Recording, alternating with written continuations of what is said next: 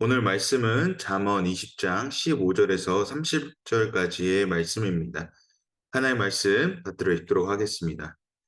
금이 있고 루비가 많아도 정말 귀한 보석은 지식을 말하는 입술이다. 타인을 위해 보증이 된 사람은 옷을 잡히며 외인의 보증이 된 사람은 자기의 몸을 잡힌다. 사람들을 속여서 얻은 빵이 달다고 하지만 나중에는 그 입이 자갈로 가득 차게 된다. 계획이 있어야 목표를 달성한다. 전쟁은 전략을 세워놓고 하여라. 남의 말을 하고 다니는 사람은 비밀을 누설하게 돼 있으니 입을 함부로 놀리는 사람과는 어울리지 말라. 자기 부모를 저주하는 사람은 자신이 암흑 속에 있을 때 그 등불이 꺼질 것이다. 처음부터 쉽게 얻은 재산은 행복하게 끝을 맺지 못한다. 내가 악을 꼭 갚겠다라고 벼르지 알고 여호와를 기다려라. 그러면 그분이 너를 구원해 주실 것이다. 서로 다른 추는 여호와께서 싫어하시는 것이며 속이는 저울은 나쁜 것이다.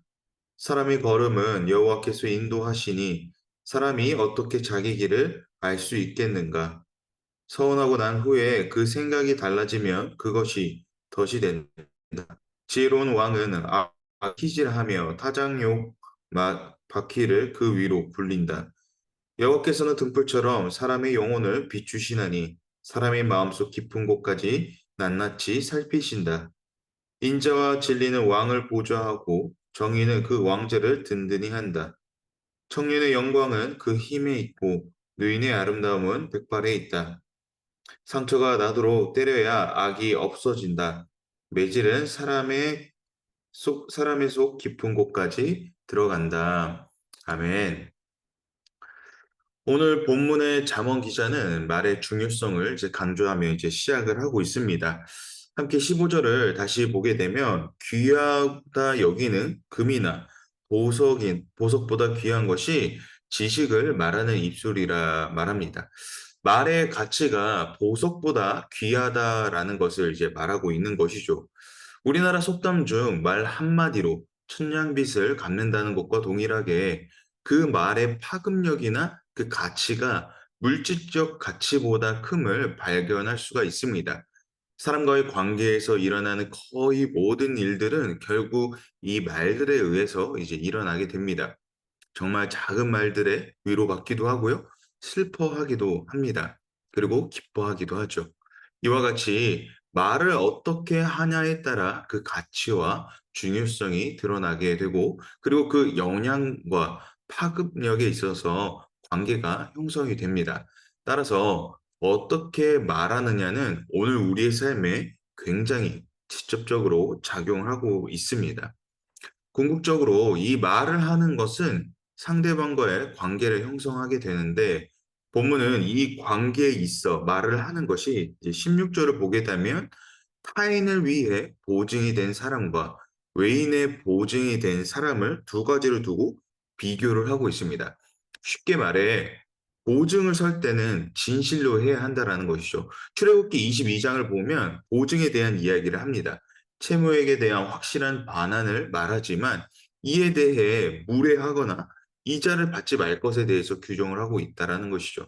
그러니까 가치를 두는 것에 있어 그저 거돛 정도의 보증이 아니라 몸까지 들일 수 있는 지점까지 가야 된다라는 것입니다. 즉, 말을 할 때에도 진심으로 말을 해야 하고 그 사람을 귀하게 여기는 지점까지 말을 해야 한다는 것이 중요하다라는 것이죠. 상대방을 배려하는 지점을 넘어 사랑의 마음으로 내 모든 것을 내어줄 정도의 언어가, 말이 되어야 한다라는 것입니다.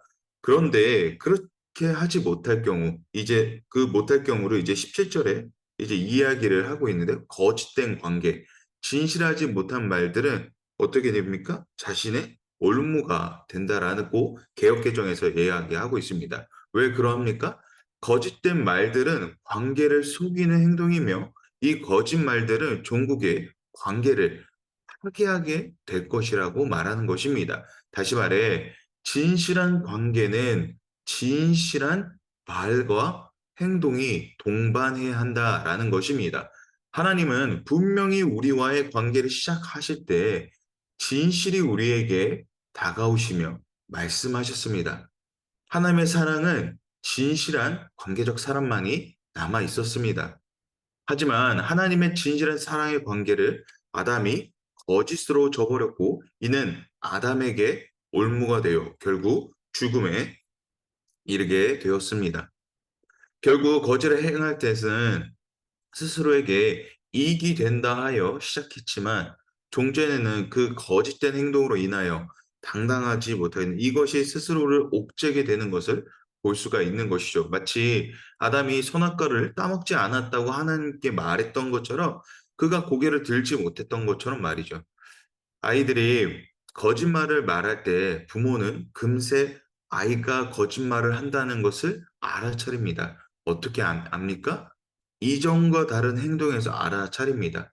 이와 같이 사랑의 원리인 말의 진실성이 떨어진다면 당당하지 못하여 스스로에게 올무가 되는 억제는 그런 관계가 돼버린다라는 것이죠.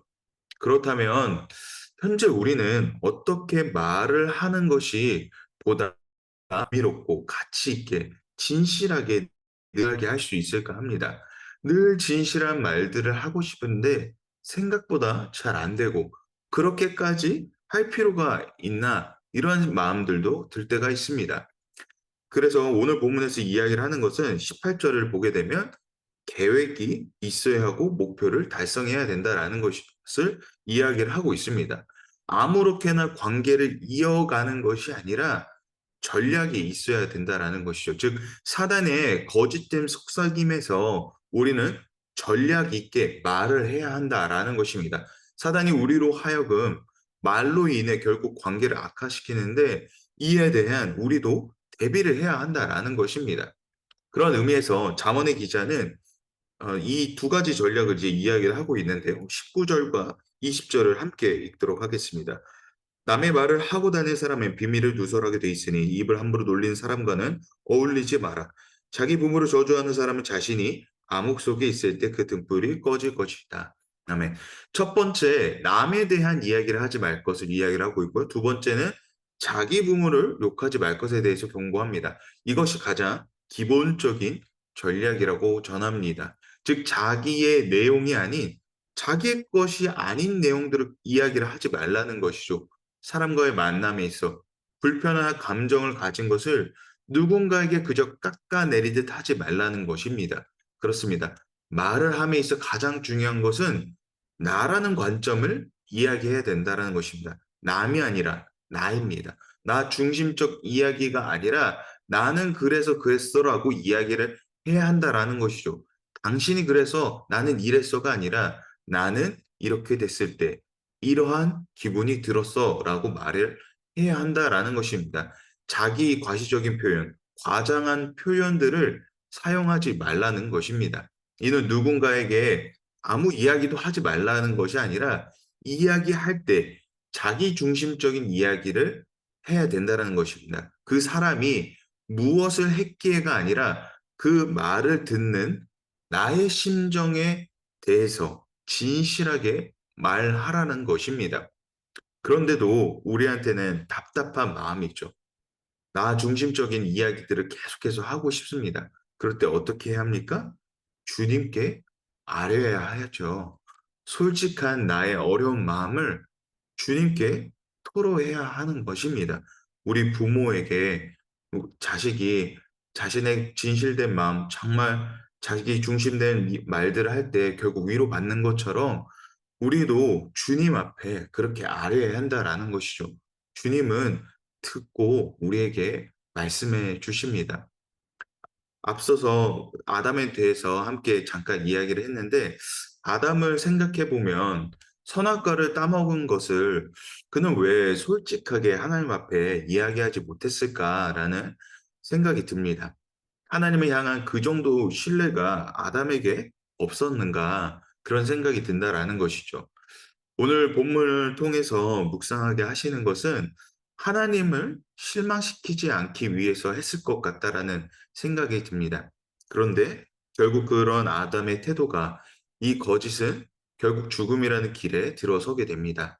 이 모습을 보며 하나님이 실망하실 것이기에 거짓말을 했다는 것은 변명과 다를 바 없다라는 것을 보게 된다라는 것이죠. 하나님이 싫어하실 거야라는 그 지점을 넘어서 하나님 앞에 온전한 신뢰로 나아가야 된다라는 것을 말을 하고 있는 것 같습니다. 아이가 부모에게 거짓말을 계속하는 것을 보면 부모는 실망하게 됩니다. 솔직하게 그냥 이야기해 주면 용서해 줄 텐데라고 말이죠. 그런데 이미 잘못한 사람은 그 과정이 없지요. 그 대상이 너그럽게 받아들일 것이라는 그 기대가 없기에 하는 행동이 바로 거짓된 행동입니다. 그렇습니다. 신뢰는 결국 내가 먼저 보여야 한다라는 것입니다. 아이에게 물어볼 때도 다그치는 것이 아니라 그 아이가 정말 속 편하게 이야기할 수 있게 하는가. 그 신뢰를 아이에게 먼저 주는 것이 맞는 것이죠. 하나님도 분명히 아담에게 이러한 신뢰를 보여주셨습니다.